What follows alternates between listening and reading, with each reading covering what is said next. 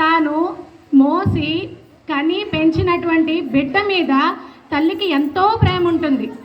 ఒక్కొక్క సందర్భంలో తల్లి తన ప్రేమని తన బిడ్డ మీద ఒక్కొక్కలా చూపిస్తూ ఉంటుంది. అటువంటి ప్రేమని ఒక కొడుకు అర్థం చేసుకోలేకపోతాడనమాట. దాని గురించి మీకు ఇక్కడ స్కిట్ రూపంలో చూపిస్తున్నారు. అమ్మ ప్రేమ అనే స్కిట్ వేయడానికి ఇందులో తల్లి క్యారెక్టర్గా చేస్తున్నది గుణసింధు. దమ్మ ఫస్ట్ ఒక్కొక్కరు ఒకసారి రండి.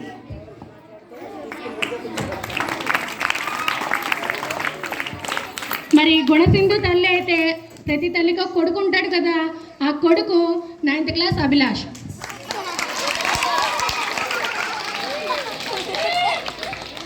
మరి ప్రతి ఒక్కరికి ఫ్రెండ్స్ అనేవాళ్ళు ఉంటారు కదా, మంచి చెప్పేవాళ్ళు చెడు చెప్పేవాళ్ళు, మన బాధల్ని సుఖాలని ఆనందాన్ని పంచుకునే ఫ్రెండ్స్ కొంతమంది ఉంటారు.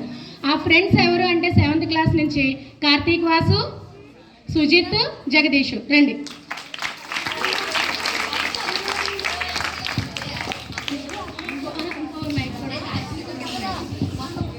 ఓకేనా? జాగ్రత్తగా చూడండి. Hello hello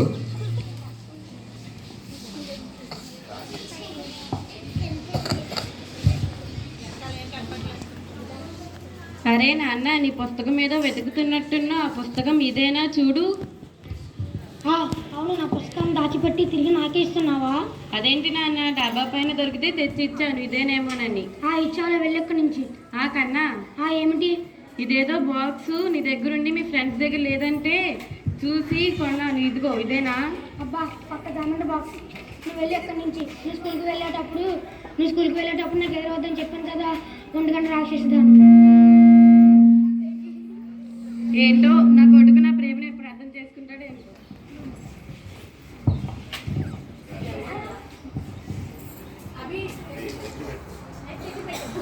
good morning friends. Good morning Ravi. Homework చేశారా? చేసాంరా. నా పుస్తకం దాచిపెట్టి నేను హోంవర్క్ చేయాల. మా అమ్మ నా పుస్తకం మా 1 గంట రాసేసి నా బుక్ దాచిపెట్టింది. అయ్యో, ఇంకా టైం ఉంది కదరా, గమనం చేశారా హోంవర్క్?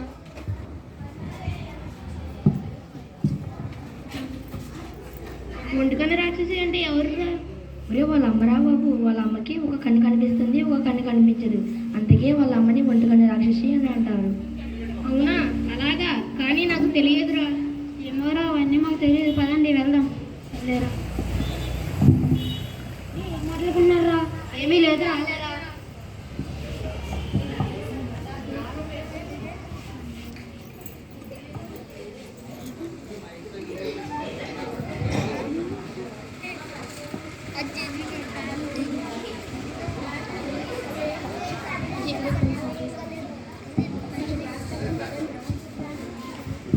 కొన్ని సంవత్సరాల తర్వాత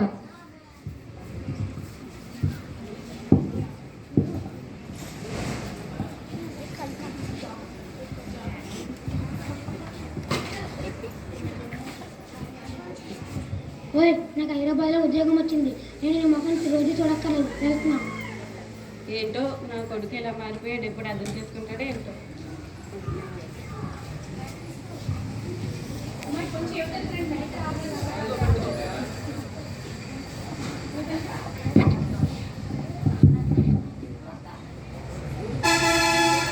ఒరే అబ్బాయి, మాకు చెప్పకుండా ఎక్కడికి వెళ్ళిపోతున్నావురా? నాకు హైదరాబాద్లో ఉద్యోగం వచ్చిందిరా. అది కంగ్రాచులేషన్స్ రా. థ్యాంక్ యూ రా. మీరు ఎప్పుడు వస్తారా? మేము ట్రై చేస్తున్నాం రా.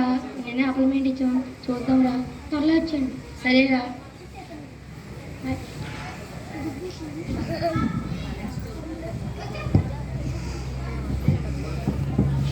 5 సంవత్సరాల తర్వాత అభి జాబ్లో సెటిల్ అయిన తర్వాత.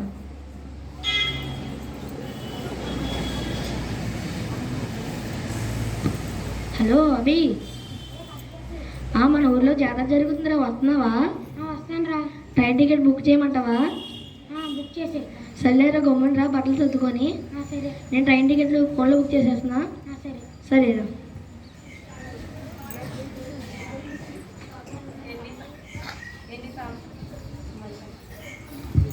ఎన్ని సంవత్సరాలైందో నిన్ను చూసి. ఈసారైనా పండక్కి వస్తావో రావో?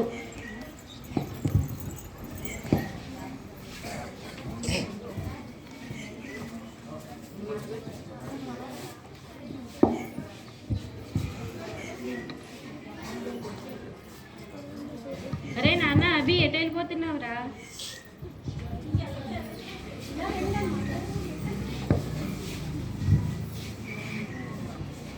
ఒరే అవి ఎప్పుడు వచ్చావురా? నేను చూసి చాలా రోజులు అవుతుందిరా. ఇప్పుడు వచ్చాను రా. సర్లే ఇంటికి వెళ్ళావా? బ్యాగ్ ఎట్లేదేంటి? ఎందుకంటే రాక్షసిని చూడాలంటే చిరక వేస్తుంది రా. సర్లే బ్యాగ్ ఎట్, నీకు విషయం చెప్పాలి.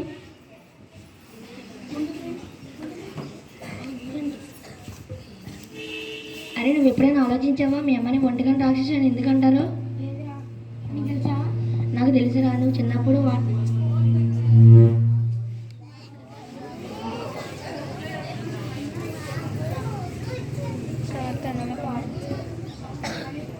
చిన్నప్పుడు ఆడుకుంటుంటే నలుగురు అన్నయ్యలు బొంగరాలు ఆడుకుంటుంటే నువ్వు వెళ్ళి వారి మధ్యలో నీకు ఆడుకుంటుంటే ఆ బొంగ స్లిప్ అయ్యి నీ కంట్లో పడిందిరా. అప్పుడే నీ కంటంతా వేగంగా రక్తం వస్తుంటే మీ అమ్మగారు వచ్చి హాస్పిటల్ తీసుకెళ్తే మీ కొడుకు బతకలేడు, ఇంకా మీ ఓడికి కన్ను మార్చాలి, లేకపోతే మీ ఓడి బతకలేడు అని అంటే మీ అమ్మ చాలా బాధపడి మీ అమ్మకి కన్ను పోయినా పర్వాలేదు నా కొడుకు ఉండాలని మీ అమ్మ కన్ను తీసి మీకు పెట్టిందిరా. అవునా? మా అమ్మని ఇప్పటిదాకా వండుకొని రాక్షసిని ఎంతో బాధ పెట్టాను. ఇప్పుడే వెళ్ళి మా ఇంటికి వెళ్ళి సారీ చెప్తాను. సర్లేరా వెళ్ళిరా గమ్మున, మీ అమ్మ ఎంత బాధపడాలి.